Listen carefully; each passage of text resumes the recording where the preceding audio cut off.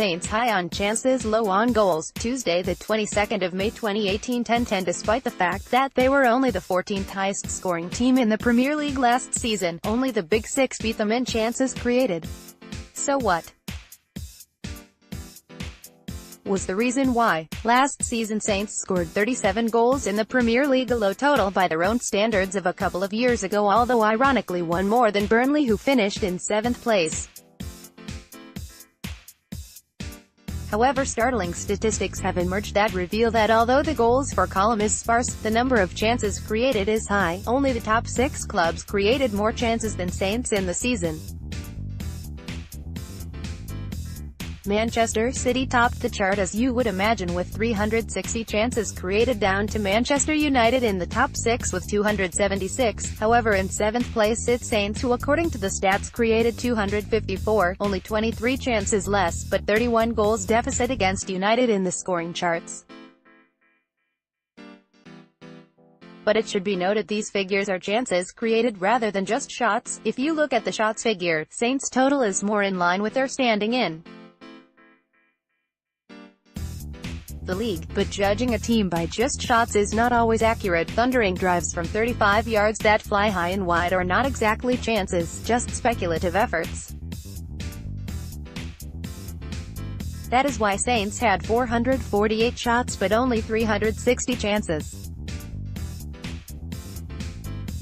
Chance would also be that flashed cross across the goal mouth that no one gets on the end of, a player completely miskicking in front of goal, even a goal mouth scramble. These are chances where a shot on goal is not got away and perhaps tells the story of why we were in trouble. It wasn't our ability to create chances that was our problem, it was our ability to convert them. How many times did we see that at St. Mary's, when we completely dominated games but failed to put them to bed? Defeats against Watford, Burnley, Palace and draws against Arsenal, Huddersfield, Brighton and Stoke all saw us create good chances but ultimately failed to take them, or in some cases at least more than one of them. This probably pinpoints the issues we had with playing a lone striker, or more to the point, not having one that could play the role with the attributes needed. It highlights all those games when we played Manolo Gabbiadini in that role, when we got the killer crosses in, but a short player of the Italian stature was never going to outjump central defenders 6 inches taller than him. It highlights the shortcomings of both Shane Long and Charlie Austin, both good strikers but not suited to that lone role.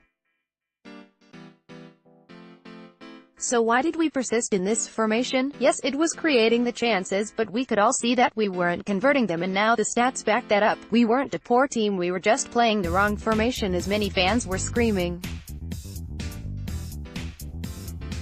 But it wasn't as simple as that. Our scoring issues started in January of last season when we lost Fonte to West Ham, and then days later Van Dijk got injured. At that point we were starting to score goals. When Van Dijk sustained his injury, we walloped Leicester 3-0, we went to Sunderland and won 4-0, and we scored 2 at Wembley and then beat Watford away 4-3. We had suddenly found our feet going forward, but defensively Poole knew he was screwed. The 2 central defenders could not mark, nor could they handle pace on the break, 2 things that enabled us to push men forward under Ronald Koeman.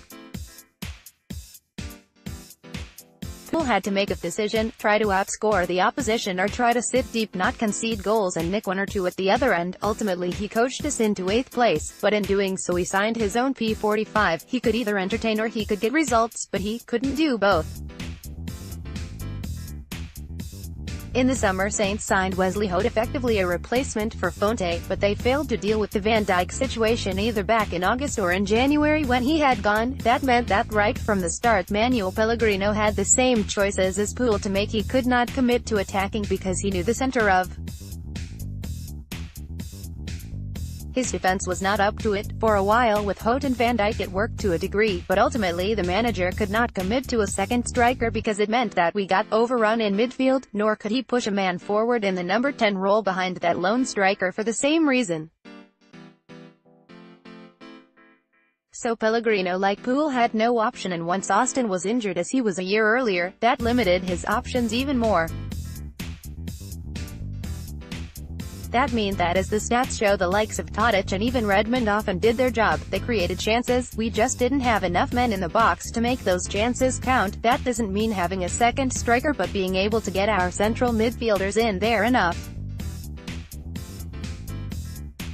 The defeats at both Newcastle and West Ham were good examples. In both games, we went to attack. In both games they blitzed us on the break. It was under two different managers, both committed to attack for two different reasons. Hughes never made the same mistake again. If he wanted validation, then the 2-3-2 defeats, firstly at Arsenal and then at home to Chelsea, told him he had to get his team in shape fast. Saints fans talk about how much better it was to watch under Hughes. Although there can be no doubt that the Welshman did a lot to keep us up, the reality is that things did not really change much on the pitch, and that Hughes' 8 goals scored in 8 games was only a fraction better than Pellegrino's 29 and 30, but in the final 4 games, out of necessity, we shut up shop. The solution to Saints' problems is therefore simple: get two central defenders of the quality that we have been used to, who can defend against the break and set pieces and not keep conceding sloppy goals. Then we can commit men forward. Back up the striker. This is the system that worked so well for Ronald Koeman. Our failure to replace both Fonte and then Van Dijk has led just as much to our attacking problems as it has our defensive ones.